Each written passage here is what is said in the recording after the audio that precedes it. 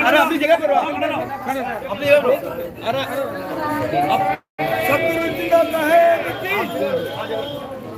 आगे नहीं आगे नहीं आगे परमात्मा कबीर साहेब की जय हो। सतगुरु जिंदा साहेब की सतगुरु जिंदा साहेब की परमात्मा कबीर साहेब की जय हो। परमात्मा कबीर साहेब की जय हो। सतगुरु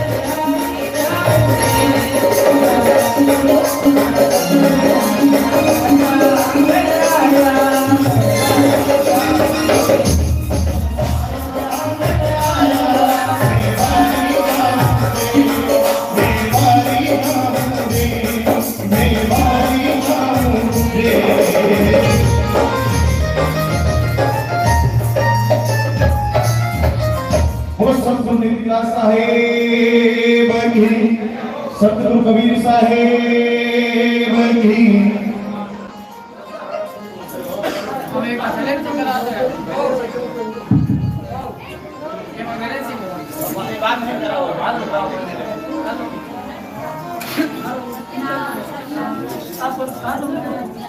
जैसे कि आप सभी को विदित है कि हमारे 13वें पंथ के सतगुरु नितिनदास साहेब के हमारे जोधपुर आगमन पर एक सत्संग का आयोजन रखा गया। आमंत्रण के माध्यम से आपको विदित करवाया जा चुका है और आज साहेब संसार में दो प्रकार के ज्ञान चल रहे हैं, पवित्र ज्ञान और मूल ज्ञान। पवित्र ज्ञान मोक्ष के लिए पर्याप्त नहीं है, लेकिन मोक्ष का आधार है। इसी पर आधारित सत्संग पर आज सदगुरु अपने विचार प्रस्तुत करेंगे प्रवचन के माध्यम से। सर्वप्रथम मैं कबीर मूल ज्ञान आश्रम के सेक्रेटरी और हमारे कर्ता धर्ता भी है श्रीमान दीपक जी हंस और उनकी धर्मपत्नी जो भी गुरु बलवा गाकर साहिब का स्वागत किया, दोनों ही साहिब मित्र से पधारे। गुरु जी को माला और साफा पहनकर उनका स्वागत करे और सोलना दीपक हंस और तारा। नंदा जी आपको साफा जिन्हें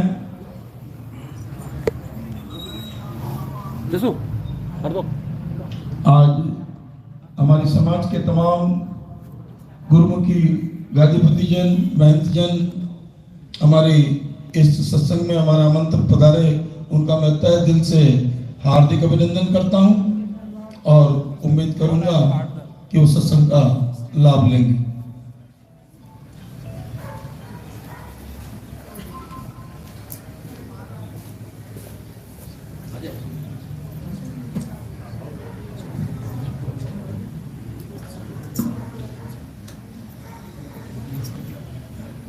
और सर्वप्रथम आरती के लिए मैं इन्हीं से निवेदन करूंगा कि वो गुरु जी की आरती करें, सत्संग प्रारंभ करें।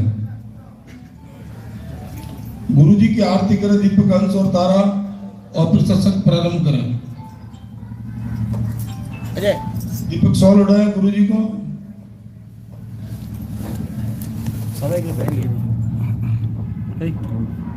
स्कूल लेने जी 2 मिनट बात करना चाहिए हैं,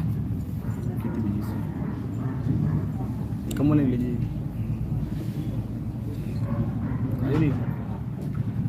आए नहीं पहले बंदगी करना है। जल्दी हाँ भेज दूँगा, शुरू हो गया जल्दी।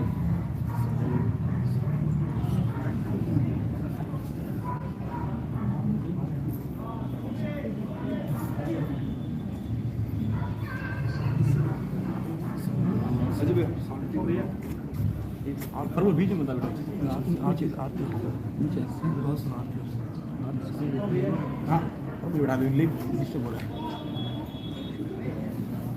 है। साहिब बंदगी सतनाम सभी परमात्मा की सकल आत्माओं को पुनः साहिब बंदगी सतनाम। अब मैं गुरु जी को मुखारबिंद होने के लिए मैं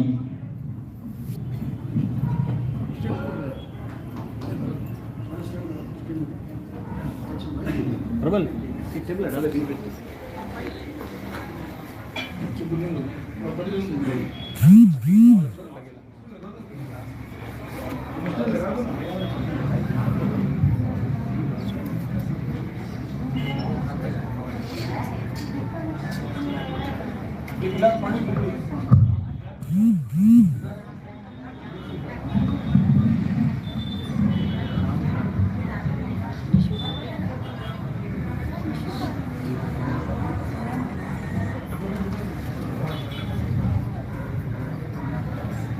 साहिब की सतनाम।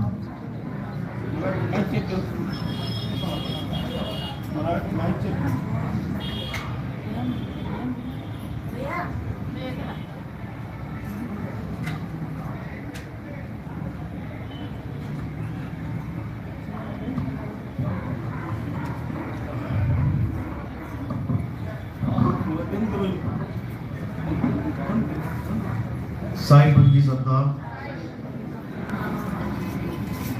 तो आज जोधपुर में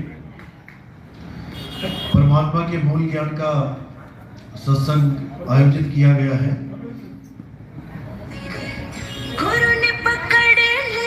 क्योंकि बहुत बड़े भाग होते हैं जीवों के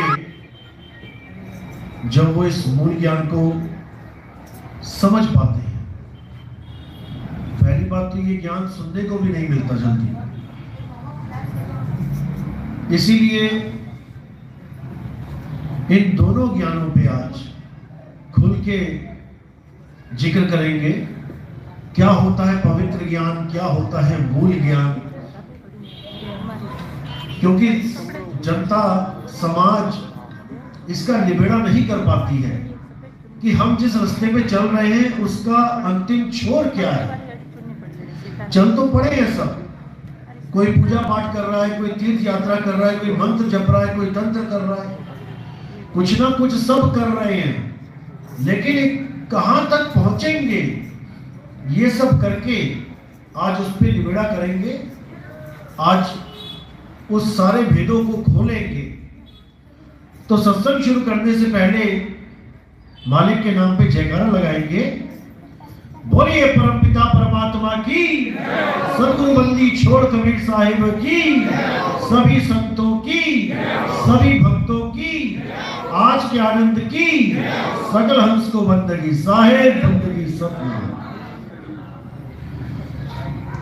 तो जैसा कि मैंने अपने सत्संगों में समझाया भी है और हर जगह में एक ही बात करता हूं कि इससे पहले कि समय निकल जाए, आओ समझे कि पवित्र ज्ञान क्या है और मूल ज्ञान क्या है।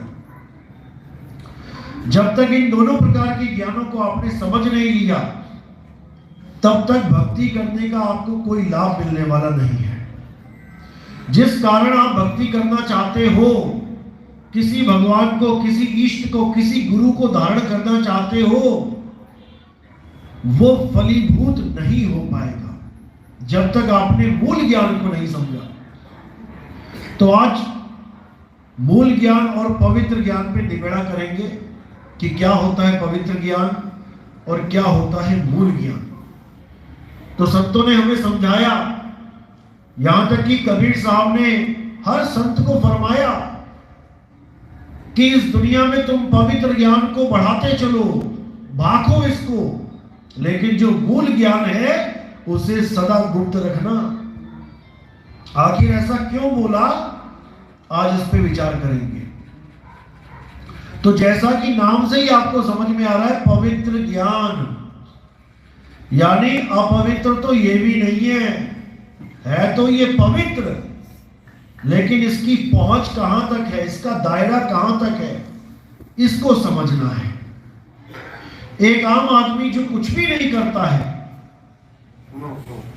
जो गलत संगत में, गलत रंगत में पड़ जाता है, जो एक एक पल को, श्वासों को, अपने जीवन के समय को बर्बाद करता है, अगर वो किसी देवी देवता की मूर्ति या किसी गुरु या फिर किसी पीर पैगंबर औलिया की शरण में भी जाता है, तो उस ज्ञान को पवित्र ज्ञान कहते हैं, जिसकी वजह से वो एक पवित्र आत्मा, एक पवित्र जीव बनने की तैयारी करता है। यानी अगर आपका बच्चा नर्सरी में भी एडमिशन ले लेता है, तब भी वो बाकी बच्चों से अलग हो जाता है जो स्कूल जाते तक नहीं। वो यूनिफॉर्म पहनेगा, अलग से चमकेगा, टाई लगा के, बेल्ट लगा के, बैग टांग के वो स्कूल की तरफ जाएगा, तो सब उसको एक अच्छा बच्चा समझेंगे कि वो स्कूल जा रहा है। कोई उसको डॉक्टर इंजीनियर नहीं मानेगा। भूल जाओ कि छोटा सा बच्चा जा रहा है और कोई कहे डॉक्टर साहब क्या हाल है, कोई कहने वाला नहीं, जबकि वही बच्चा ही डॉक्टरी के लिए तैयारी करता हुआ जा रहा है। जब तक वो हाई डिग्री ना उठा ले, कोई डॉक्टरी की डिग्री ना ले ले, इंजीनियर की डिग्री ना ले ले, या कोई साइंटिस्ट ना बन जाए, तब तक हम उसे डॉक्टर, इंजीनियर, साइंटिस्ट नहीं बोलेंगे। है वो स्टूडेंट ही,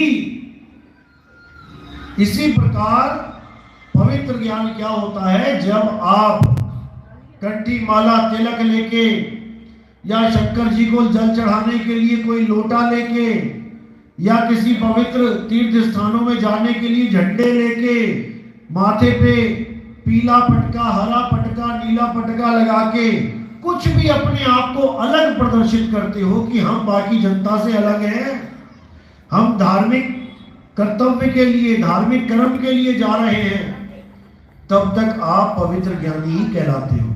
कहीं भी चले जाओ,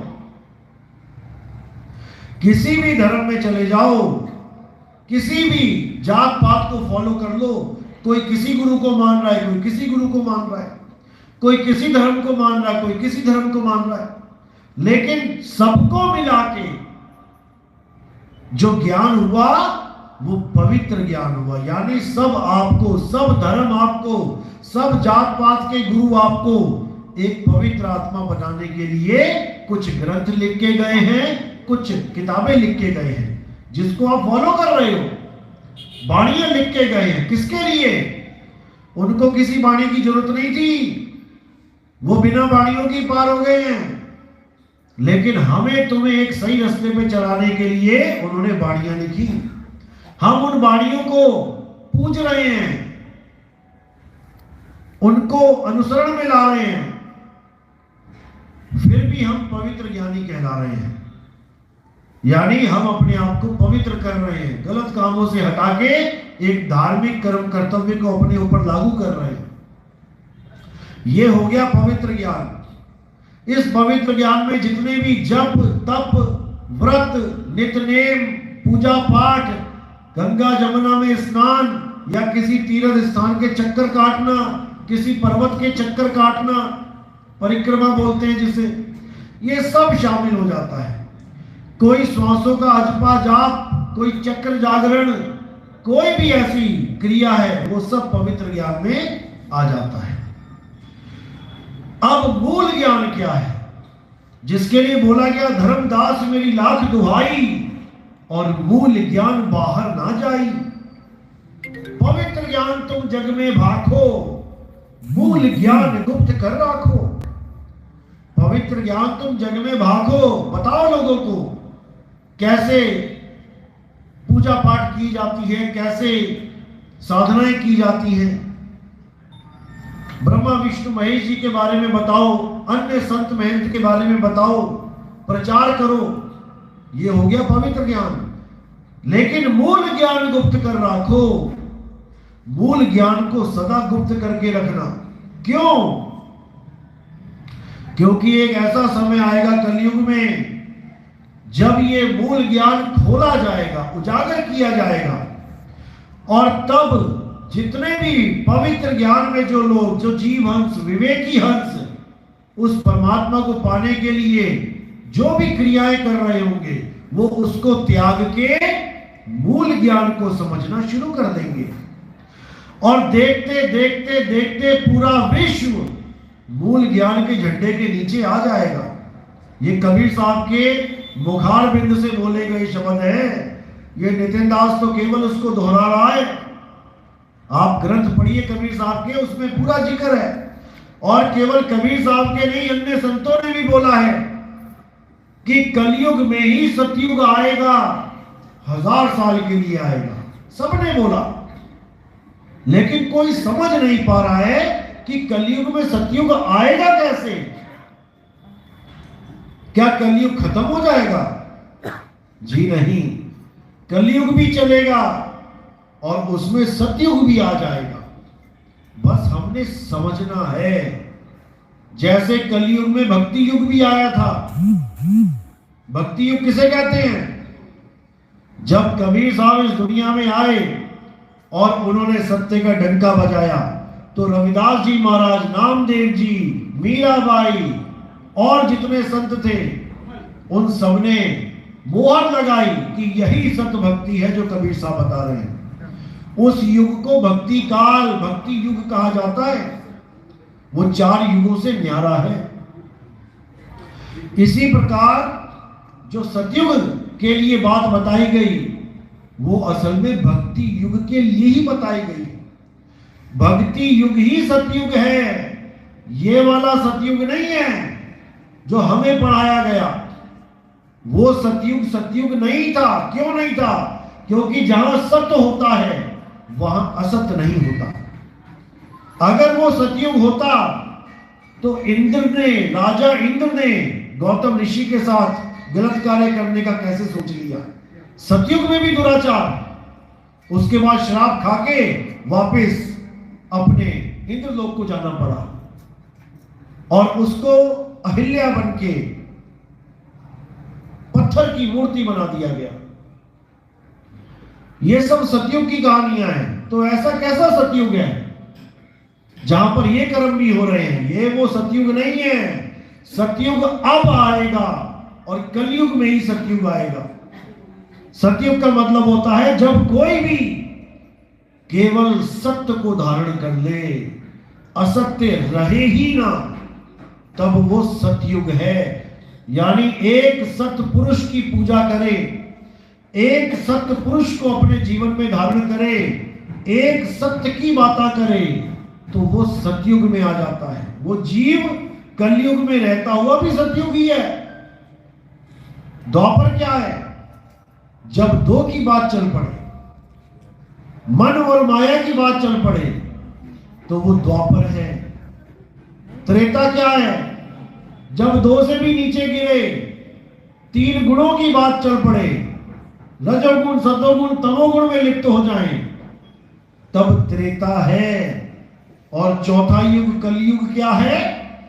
कल यानी कल पुर्जे, जब मशीनरी का युग आ जाए, छोटे से छोटा आदमी भी बढ़िया बढ़िया गाड़ियों में घूमने लग जाए केवल मशीनों की वजह से। ये गाड़ियां उन लोगों को भी नसीब नहीं हुई जो राजा महाराजा थे सतयुग द्वापर त्रेता में। लेकिन आज एक आम आदमी इन गाड़ियों में घूम रहा है। गर्मी लगते ही एसी चला देता है, ठंड लगते ही हीटर चला देता है। उनसे भी बड़े भाग इसके हैं। क्यों? क्योंकि ये कल पुरुषों के युग में पैदा हो गया, यानी कलयुग में पैदा हुआ है। तो कलयुग में ही सतयुग आना निश्चित था। क्यों? क्योंकि जो तुम्हारे हाथ में मोबाइल है, ये कलयुग की सबसे बड़ी देन है। एक संदेश पहुंचाने के लिए 100 किलोमीटर घोड़े दौड़ाए जाते थे, एक चिट्ठी पहुंचाने के लिए कबूतर उड़ाए जाते थे। लेकिन जो हाथ में ये मोबाइल है, आप इधर बटन दबाओ और पूरी दुनिया में आपकी बात पहुंच जाती है। इसलिए ये समय चुना गया सतयुग का प्रचार करने के लिए कि नितिन दास को ज्यादा घूमना ना पड़े, इधर बटन दबाया और पूरे सत्संग डिलीवर हो गए सारे संसार में। इसी को बोला कि सारे संसार में वो सत्य का झंडा आके रहेगा। जिसको साहिब ने बोला कि ज्ञान अवतार जब होगा, चौथी गद्दी हो ही अवतारा, ताका चरित्र विदित संसारा, डंका बाजी सब संसारा, हम ही उनके सिर बैठ में आई और वाको पार कोई नहीं पाई। उस मूल ज्ञान का डंका ऐसा होगा कि उसको कोई काट नहीं सकेगा, क्योंकि वो मूल ज्ञान ही आत्म ज्ञान है। और आत्मा को कोई अस्त्र शस्त्र काट नहीं सकता, आत्मा को कोई अग्नि जला नहीं सकती, आत्मा को कोई जल भिगो नहीं सकता, वायु सुखा नहीं सकती। जिस प्रकार आत्मा का कोई कुछ बिगाड़ नहीं सकता, इसी प्रकार आत्म ज्ञान को भी कोई काट नहीं सकता। भूल जाओ, तुम्हें गालियां दे देंगे लोग, बदनाम कर देंगे, ऊट पटांग बोलेंगे, लेकिन इस ज्ञान को कोई माई का लाल काट नहीं सकता। ये ज्ञान मूल ज्ञान है, जिसके लिए बोला गया था धर्मदास मेरी लाख दुहाई और मूल ज्ञान बाहर ना जाई। गुरमुख को तुम देव बताई, कपटी से तुम राख छुपाई। गुरमुख को तुम बता देना जो तुम्हें लगे कि उस लायक है, लेकिन इसको ओपन मत करना, नहीं तो इस समय में आके लोग ये विचार ही नहीं कर पाएंगे कि हमारे गुरु सही बोल रहे हैं या नितिन दास सही बोल रहा है? इसलिए इस ज्ञान को केवल उनके आगे खोलना जो सुपात्र हो, इसको जग जाहिर नहीं करना है। इसको जग जाहिर सही समय आने पर किया जाएगा। कब किया जाएगा? कहते जब 12 पंथ खत्म हो जाएंगे। 12 पंथ काल फुरमाना, भूले जीव न जाए ठिकाना। 13वें पंथ हम ही चले आए, सब पंथ मेट के एक पंथ चलाए। जब 12वां पंथ यानी गरीबदास जी का पंथ चलेगा और उसमें एक ऐसा गुरु आएगा जो पूरे डंका बजा के कबीर कबीर कबीर जिसको परमात्मा का नाम घोषित करेगा, जब उसका भी खात्मा होगा यानी उसको भी जेल होगी, तब असली मूल ज्ञान इस संसार में प्रकट होगा। तो 11 अक्टूबर को उनको जेल हुई और 13 अक्टूबर 2018 को यह मूल ज्ञान प्रकट हुआ और आते आते 2020 में इसका डंका बजना शुरू हो गया। लोग समझने लगे कि शरीर नहीं, हमारा परमपिता आत्मा है। शरीरों को त्याग के लोग आत्म ज्ञान में आने लगे, जिसके लिए बोला गया था जब आएगा भीषम भीसा, ना रहेगा ईसा ना रहेगा मूसा, राज करेगा जगदीसा। ईसा और मूसा का मतलब ये नहीं कि मुसलमान मर जाएंगे और ईसाई मर जाएंगे। ईसा मूसा का मतलब है शरीर से, यानी अब शरीरों को छोड़ के लोग जगदीसा की तरफ बढ़ेंगे, आत्मा को जानेंगे, आत्म ज्ञान को जानेंगे और तब सब एक हो जाएंगे। क्योंकि शरीरों के पीछे जब तक भागे, जब तक एक नहीं हो पाएंगे। कोई कहेगा मैं तो कबीर साहब को मानता हूं परमात्मा, एक कहेगा मैं रविदास जी को मानता हूं, एक कहेगा मैं नवल साहब को मानता हूं, एक कहेगा मैं दादू पंथी हूं, एक कहेगा मैं गरीबदास पंथी हूं, एक कहेगा मैं कोई और पंथी हूं।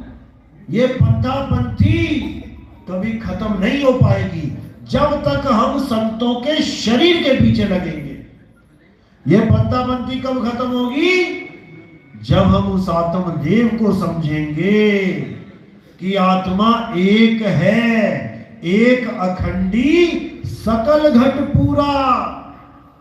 वो एक अखंडी आत्मा है। कहां गए वो शरीर?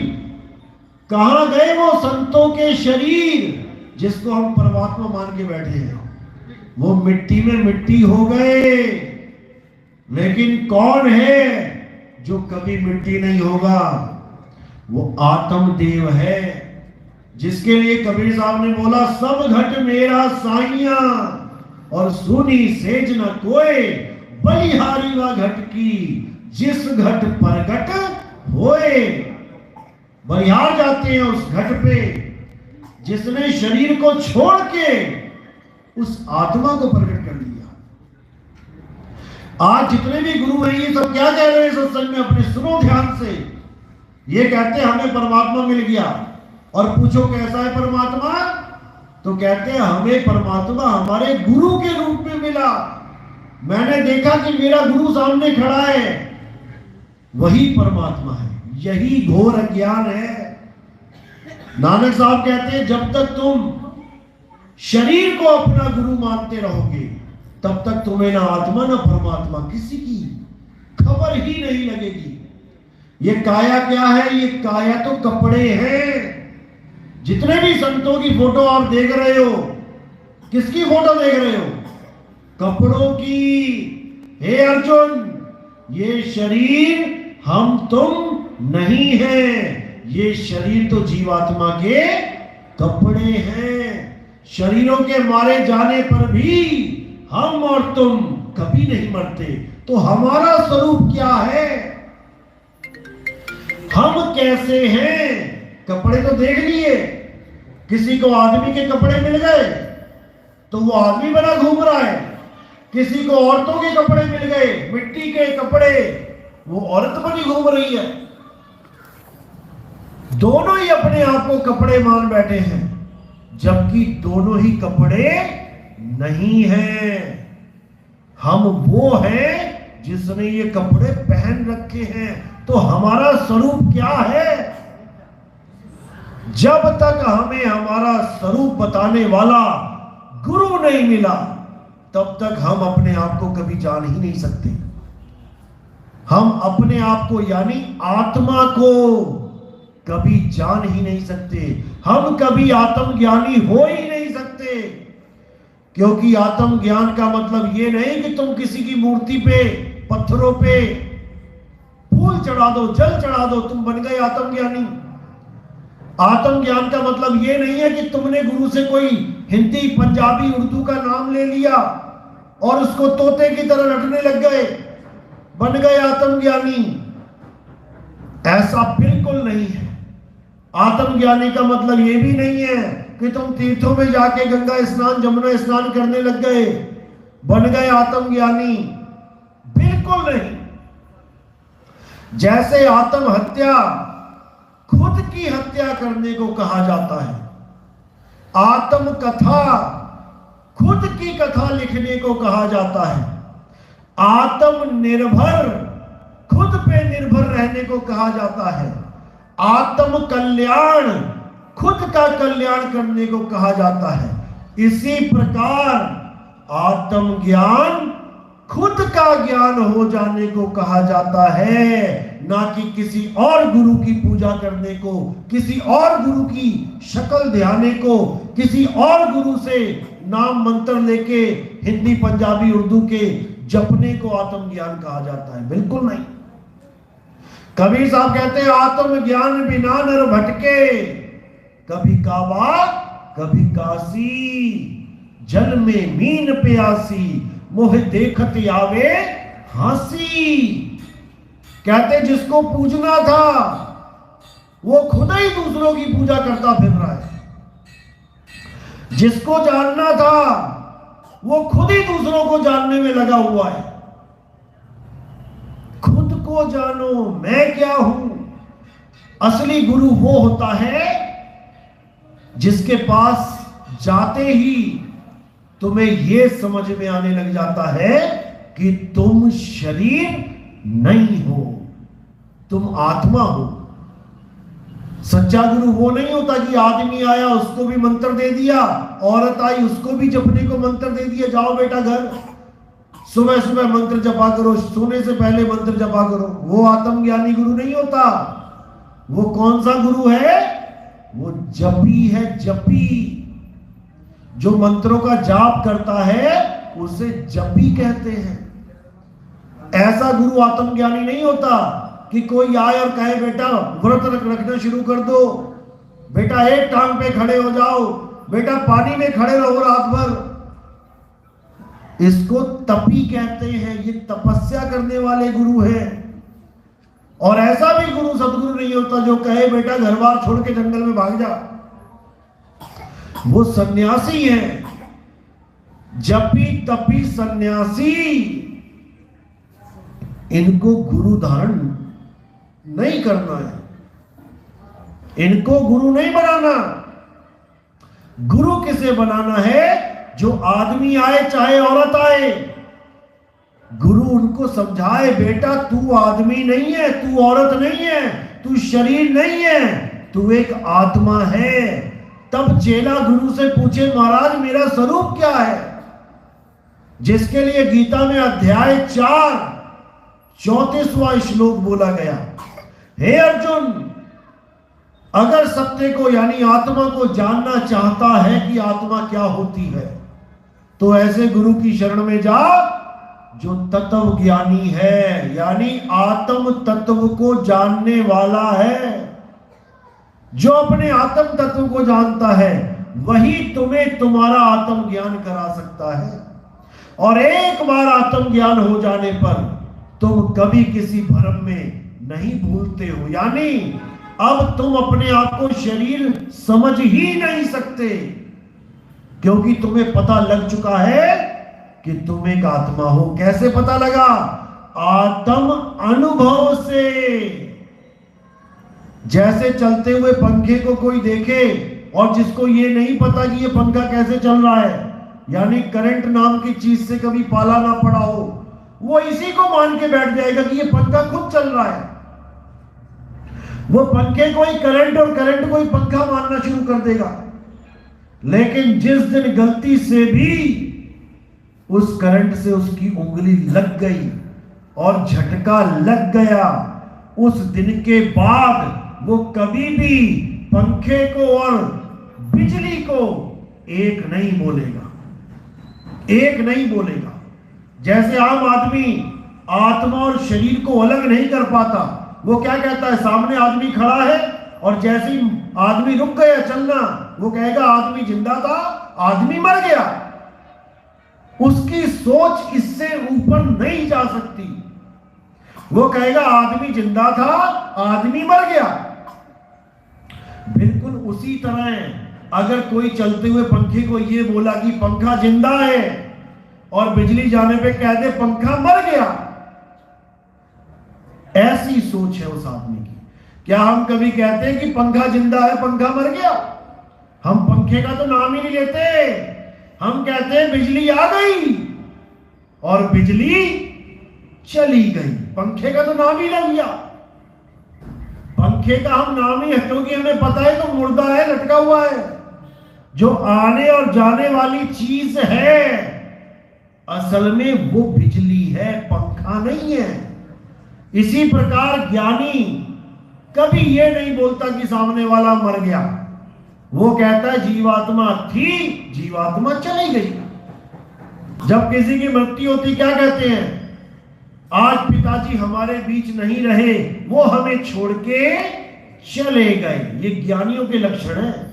जो ये बोले कि मेरे पिताजी मुझे छोड़ के चले गए, वो ज्ञानी है। और जो ये कहे मेरा बाप मर गया, वो महाज्ञानी है। क्योंकि कोई नहीं मरता। अरे पानी में पानी मिला और मिला पौन में पौन, मैं तो से पूछूं पंडिता इनमें मरा कौन? कोई नहीं मरता। इस संसार में आज तक कोई मरा ही नहीं। केवल एक शरीर छोड़ के दूसरे शरीर में जा रहे हैं, इससे ज्यादा कुछ नहीं। अगर इससे ज्यादा कोई दिमाग लगाता भी है तब भी वो सत्य को नहीं प्राप्त कर पाएगा। क्योंकि ये जीव कभी नहीं मरता, कभी नहीं मरता। जब तक शरीरों में खेल रहा है, जब तक ये जीव है। जब मन के साथ खेलना शुरू कर दे तो ये शिव है। और जब शिव से भी ऊपर उठे और अपने स्वरूप को प्राप्त कर ले, तब यही पीव है।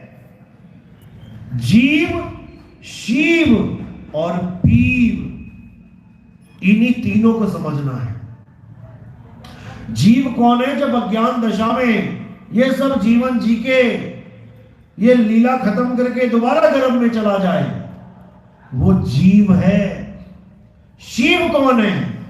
जिसको इतना समझ में आ जाए बेटा कुछ करने के लिए आया है इस दुनिया में, गुरु से नाम ले, पूजा कर, पाठ कर, भक्ति कर, ध्यान कर और प्रकाश तक पहुंच जा। प्रकाश कहां पे? ये त्रिकुटी में प्रकाश ही प्रकाश हो जाएगा। इस प्रकाश तक अगर मैं पहुंच गया और मैं सोचूं कि मुझे मुक्ति मिल गई, मुझे परमात्मा मिल गया, तो ये गलत है। मैं एक अवस्था बदल के यहां पहुंच गया, इसमें कोई शंका भी नहीं है। जीव अवस्था से जहां मैं पहले आंखें बंद करता था और अंधेरा दिखाई देता था, अब मैं आंख बंद करता हूं और मेरी आंखों के आगे प्रकाश ही प्रकाश दिखाई देता है। गुरु का नूरानी चेहरा दिखाई देता है, गुरु का नूरानी स्वरूप दिखाई देता है। तो समझ जाना अब तुम्हारी अवस्था बदल गई है। लेकिन तुम रहे दृष्टा के दृष्टा। पहले अंधेरे को देख रहे थे, अब उजाले को देखना शुरू कर दिया। अंधेरा और उजाला ये दोनों ही वो तत्व नहीं है जिसको हमने प्राप्त करना था। अंधेरा और उजाला दोनों जड़ है और दोनों की गवाही देने वाला वहां विद्यमान है। जो कह रहा है गुरुजी मुझे अंधकार दिखाई दे रहा है, और भक्ति करने के बाद कहता है गुरुजी मुझे प्रकाश दिखाई दे रहा है, तो दिखने दिखाने वाली चीज माया है। और जो उसे देख रहा है असली तत्व वो है जो खुद को ना जानने के कारण, खुद को ना देखने के कारण किसी और दिखने वाली चीज को सत्य मान बैठा है। बस इसी को समझना है। जो दिख रहा है वो दृश्य है, जो देख रहा है वो दृष्टा है। अब इसी दृष्टा को अपने स्वरूप को जानना है। जब वो अपने स्वरूप को जानेगा तो दृश्य और दृष्टा भाव दोनों खत्म हो जाएंगे, दोनों खत्म हो जाएंगे।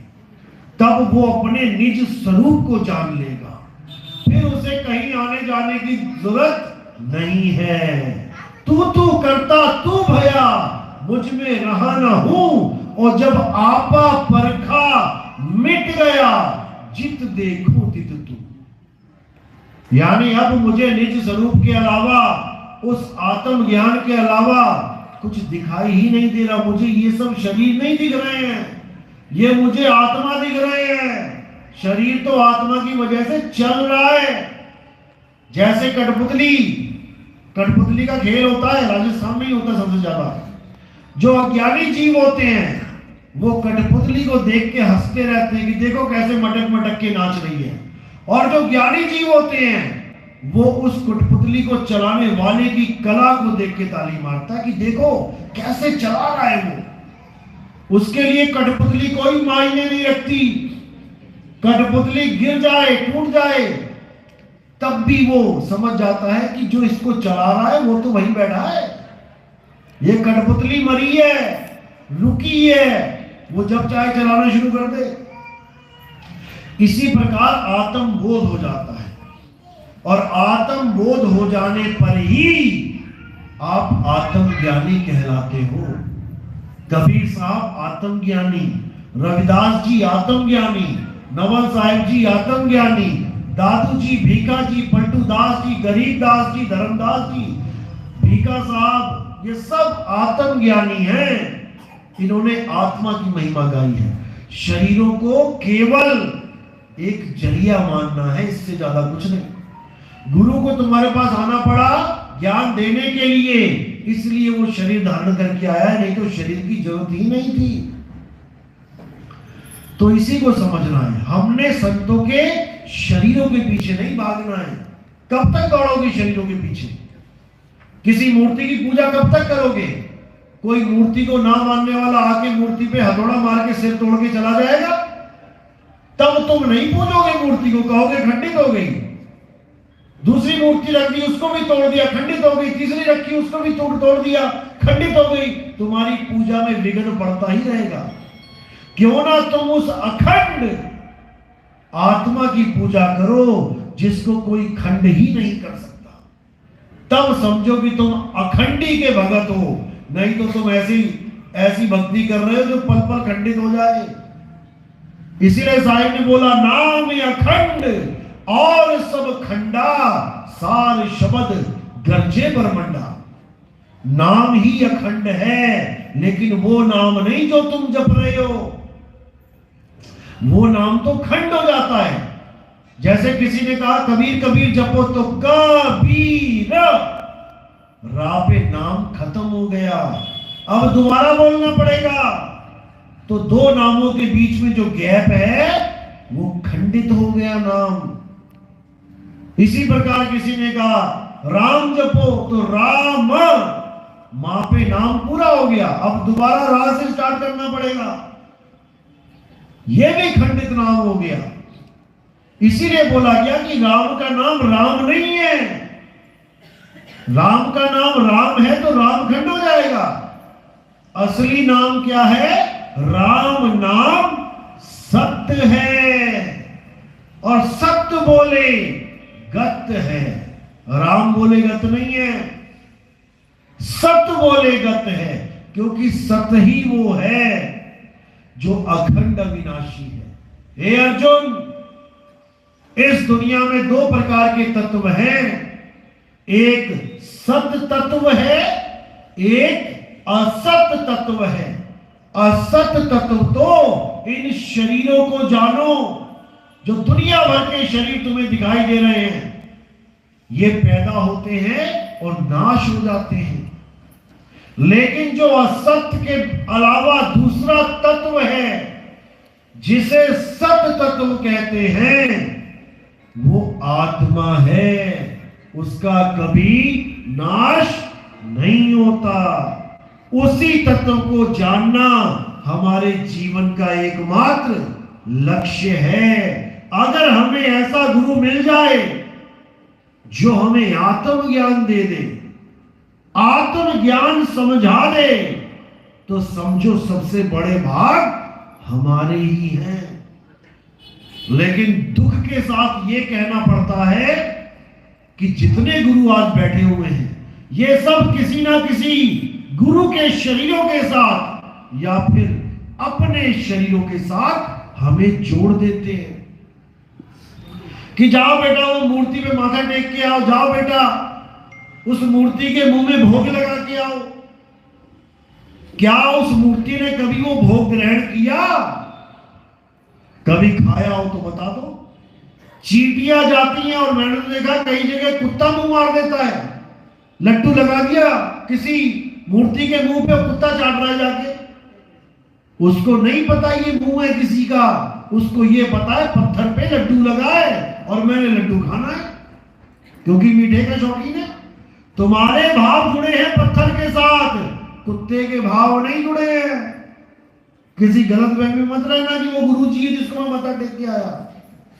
वो पत्थर है।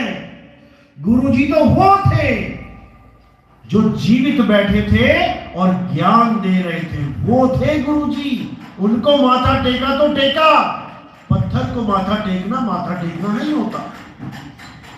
ये तो अज्ञानता है। ये तो असत्य की भी डुप्लीकेट कॉपी पे माथा टेका है, क्योंकि असत्य तत्व ये शरीर है जो सत्य के साथ जुड़ा होने पर चलता फिरता दिखाई देता है। पत्थर तो असत्य से भी गई गुजरी है, जो मुंह में लगने पर भी भोजन ना खा पाए। तो इसी को समझना है, इसी को जानना है, अपने स्वरूप को जानो।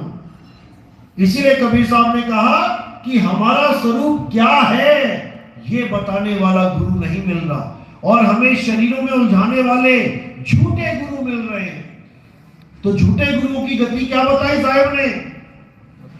अरे झूठा गुरु अजगर बना, 184 जाए और सारी संगत चींटी बनी, तोड़ तोड़ के खाए। जो गुरु बना बैठा तो है, लेकिन जीवात्मा की हानि कर रहा है। ना तो खुद को पता है कि उसका क्या स्वरूप है, ना जीवात्मा के स्वरूप का बोध है। वो अजगर की जून में जाने के लिए तैयार रहे, उसको अजगर बनाया जाएगा। याद रखना इस बात को। ये संतों की वाणियां हैं, तो साहिब क्या कह रहे हैं कि सच्चा गुरु कौन है? जो तुम्हें तुम्हारा स्वरूप बता दे। और हमारा स्वरूप क्या है? शब्द स्वरूप। हमारा स्वरूप शब्द है, हिंदी पंजाबी उर्दू का शब्द नहीं। हमारा स्वरूप अखंड शब्द है, जिसको साहिब ने बोला हम है शब्द और शब्द हम माही, हमसे भिन्न और कछु नाही। शब्द न बिन से देही, और कहे कबीर हम शब्द सनेही। कि मैं स्वयं शब्द हूं और तुम भी शब्द हो, लेकिन तुम अपने आप को जान नहीं पा रहे हो। अरे शब्द हमारा, तू शब्द का, सुन मत जा सरक, और जो चाहे निज रूप को तो शब्द ही ले परख। परख ले उस शब्द को जो तुझे तेरा गुरु दे रहा है। क्या तेरे गुरु ने कोई हिंदी पंजाबी उर्दू फारसी का तो शब्द नहीं दे दिया कि दिन रात उसको रट रहा है? राम राम राम, वाहिगुरु वाहिगुरु वाहिगुरु, अल्लाह अल्लाह, कबीर कबीर। ये शब्द वो शब्द नहीं है, ये तो इंद्रियों के द्वारा उत्पन्न शब्द है। मुख इंद्री से बोला, कान इंद्री ने सुना, लेकिन जो असली शब्द है वो इंद्री तीत है। वो देहातीत है, वो भावातीत है, यानी परे है। जिसको गरीबदास जी ने बोला, अरे 52 अक्षर लेख राम रंग होरी हो, वो आखर यामे नाही राम रंग होरी हो, कागज कलम कलेस राम रंग होरी हो, वो रहा शेष का शेष, यानी वही शेष रहेगा, उसको कोई खत्म नहीं कर सकता।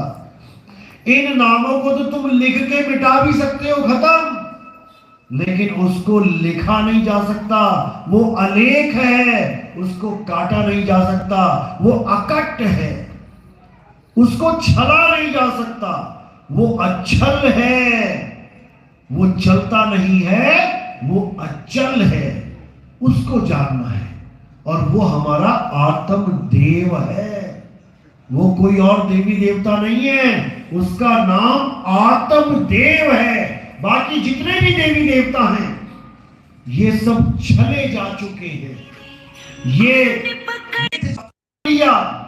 उन्हीं को दौड़ा लिया आगे आगे। ये अचल है जो असली परमात्मा है, उसको जानना है। और वो कौन है? आत्म देव है, देवों के देव आत्म देव, जिसको मारने में कोई सक्षम नहीं है। उसी आत्मदेव की महिमा सब संतों ने गाई है, और आज भी उसी आत्मदेव की महिमा दोबारा से गाई जा रही है। एक केवल महिमा गाना होता है और एक उसको जानना होता है। महिमा तो गा ही रहे थे, लेकिन पुजवा पत्थर रहे थे। गीता भागने वाले 7-7 दिन यही बोलते हैं कि आत्मा अचल है, आत्मा अडोल है, लेकिन अंत समय में उठा के पत्थर पुजवा देते हैं। इनसे पूछो अब कहां गई आत्मा, अब कहां गई आत्मा? क्योंकि ये कथावाचक है, आत्म ज्ञानी नहीं है। आत्मा तो सुन लिया किताबों में लिखा हुआ, लेकिन आत्मा का अनुभव नहीं है। जब आत्मा का अनुभव होगा तब समझ में आएगा कि कोई पूजनीय है ही नहीं उस आत्मदेव के अलावा। दो जगह माथा झुकेगा ही नहीं उस आत्मदेव के अलावा। लेकिन तब होता है ये जब मालिक की दया होती है। इसीलिए कबीर साहब ने बोला, कबीर आत्म ज्ञान का पड़ा नगर में शोर, जिसको देखो आत्मा आत्मा आत्मा कर रहा है, और पूछो कैसी आत्मा, तो देते दांत निपोर, हंस के सुना देंगे, हंस के टाल देंगे, लेकिन आत्मा का सही स्वरूप कोई नहीं बता पाएगा। कोई कहेगा आत्मा आदमी जैसी होती है, आदमी की आत्मा आदमी जैसी होती है, औरत की आत्मा औरत जैसी होती है। ये तो वो बात हो गया कि बल्ब को चलाने वाली ताकत, करंट बल्ब जैसा होता है, पंखे को चलाने वाला करंट पंखे जैसा होता है, गीजर को चलाने वाला करंट गीजर जैसा होता है। यह घोर अज्ञान है। यह वही अज्ञान है जो हमें ठूस ठूस के भर चुके हैं हमारे दिमाग में। अब इस अज्ञान को बाहर निकालना है और असली आत्म ज्ञान को जानना है कि आत्मा है क्या। हम जिन शरीरों को संत मान बैठे हैं, जो दीवारों पे टंगी हुई है फोटो, हम शरीरों को संत मान बैठे हैं, ऐसा नहीं है। संत कौन है? संत है आत्मा। अरे संत हमारी आत्मा, हम संतन के जीव, और संतन हम में रम रहे, जीव माखन में घी। जैसे मक्खन में घी रमा हुआ है, ऐसे ही वो संत हम में रमे हुए हैं आत्म स्वरूप में। हमसे वो भिन्न नहीं है। हमें अपने आप को जानना है। हमने अपने आप को जान लिया तो समझो मैंने कबीर साहब को जान लिया। मैंने अपने आप को जान लिया, समझो मैंने नवल साहिब को जान लिया। मैंने अपने आप को जान लिया, मानो मैंने ब्रह्मा विष्णु महेश को जान लिया। मैंने सब संतों को जान लिया। कैसे?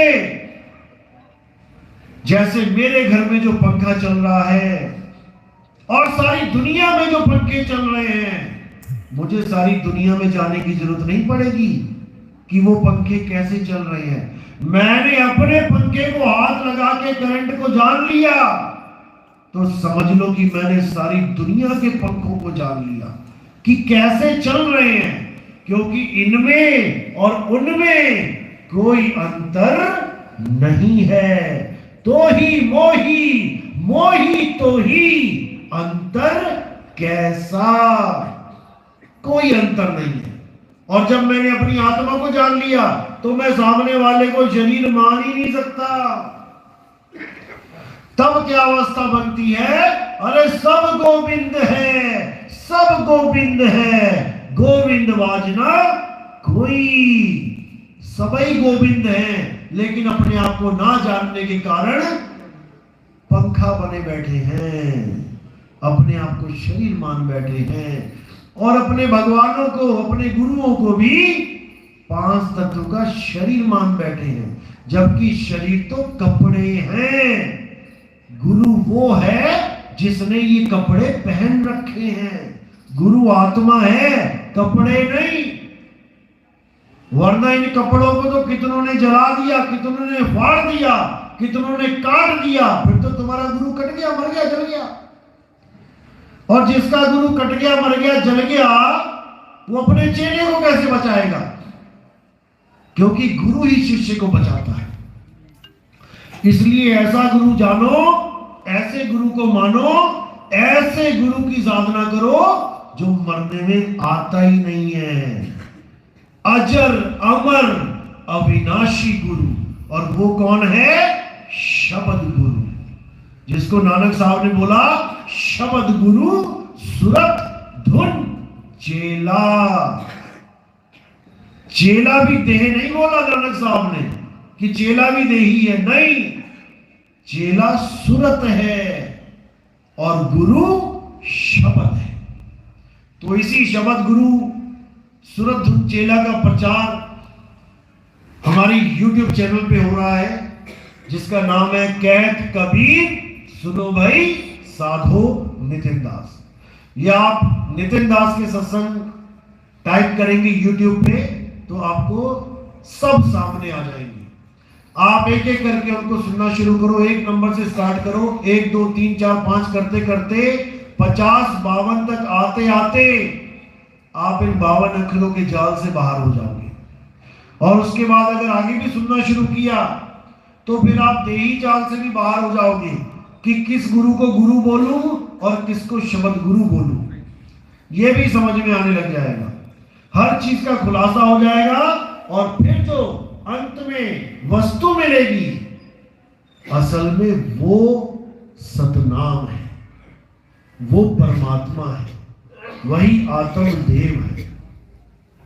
इसके अलावा सब झूठ है। और लास्ट में जाके जितनी भी भिन्नताएं हैं, तेरा मेरा गुरु, तेरे मेरे देवता, तेरा मेरा धर्म, ये सब एक हो जाएगा।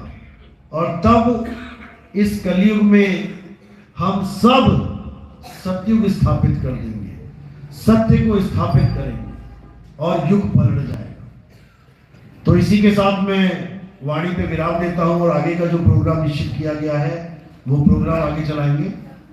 बोलिए परमपिता परमात्मा की, सतगुरु बंदी छोड़ सतगुरु सत्य कबीर साहिब की सदा ही जय। साहिब बंदगी सब।